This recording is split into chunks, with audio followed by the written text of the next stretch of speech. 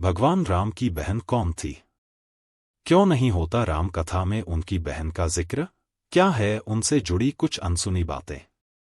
रामायण के अनुसार अयोध्या नरेश महाराज दशरथ के 4 पुत्रों के जन्म से पहले उनकी एक की बेटी हुई थी।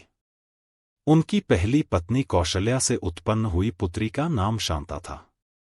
लेकिन रामायण के सभी चरित्रों की तुलना में इसकी जानकारी काफी कम लोगों को है कि भगवान राम, लक्ष्मण, भरत और शत्रुघ्न की एक बड़ी बहन भी थी। आइए जानते हैं भगवान राम की बहन शांता की कथा।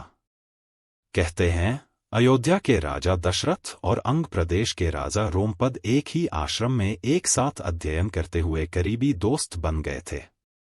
राजा रोमपद के साथ उनकी पत्नी कौशल्या की बड़ी बहन वर्षिणी का विवाह भी हुआ था। इससे वे आपस में रिश्तेदार भी थे। भाग्यवश राजा रोमपद और वर्षिणी निःसंतान थे।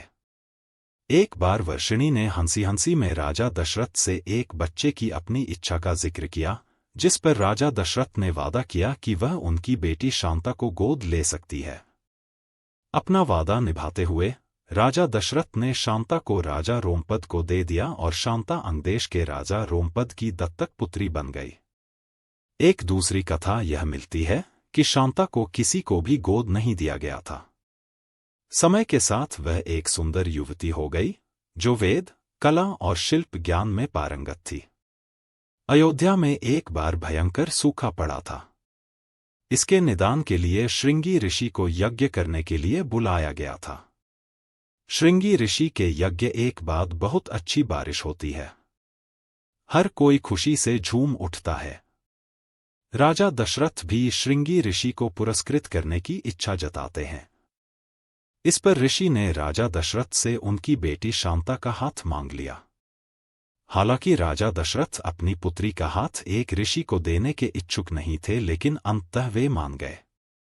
वहीं एक प्रसंग यह मिलता है कि राजा रोमपद के यहाँ शांता बड़ी होकर एक सुंदर महिला बन गई। दुर्भाग्य से अंग प्रदेश में बारिश न होने से भयंकर अकाल पड़ा। राजा रोमपद और उनके लोगों ने श्रृंगी ऋषि से मदद मांगी, जिन्होंने इंद्रदेव को प्रसन्न करने के लिए एक भव्य यज्ञ किया। यह यज्ञ सफल रहा और जोरदार बारिश हुई। इस यज्ञ के आभार के तौर पर राजा रोमपद ने शांता का विवाह ऋषि श्रृंगी ऋषि करने का निर्णय लिया, जिसे ऋषि श्रृंगी ने स्वीकार कर लिया। वहीं एक प्रसंग यह मिलता है कि राजा रोमपद के यहाँ शांता बड़ी होकर एक सुंदर महिला बन गई।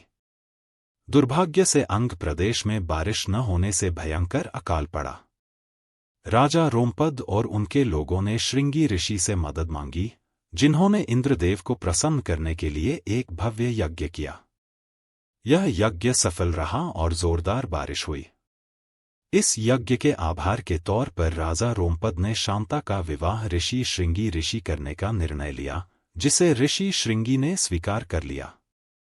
अपनी पुत्री शांता को राजा रोमपद को गोद देने के बाद बरसों राजा दशरथ को संतान नहीं हुई, तो अपनी रानियों सहित वे परेशान रहने लगे। तब ऋषि वशिष्ठ ने दशरथ से श्रृंगी ऋषि से पुत्रकामेष्टि यज्ञ करवाने की सलाह दी। श्रृंगी ऋषि शांता सहित अयोध्या आए, लेकिन वे यज्ञ कराने के लिए सहमत नहीं हुए।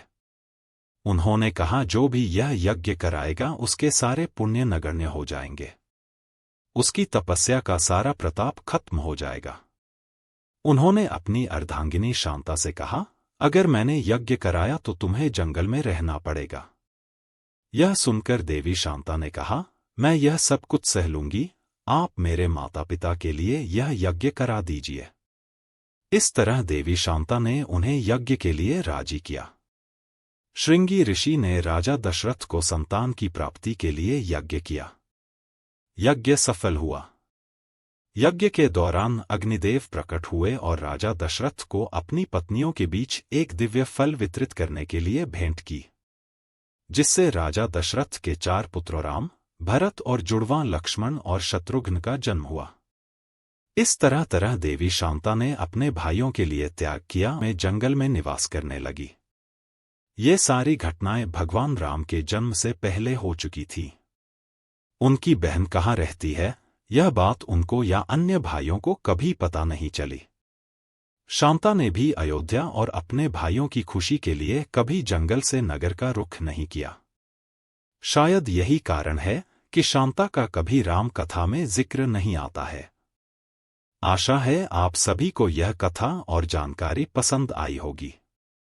अगर कथा पसंद आए तो वीडियो को लाइक कीजिए, शेयर कीजिए। जय श्री राम।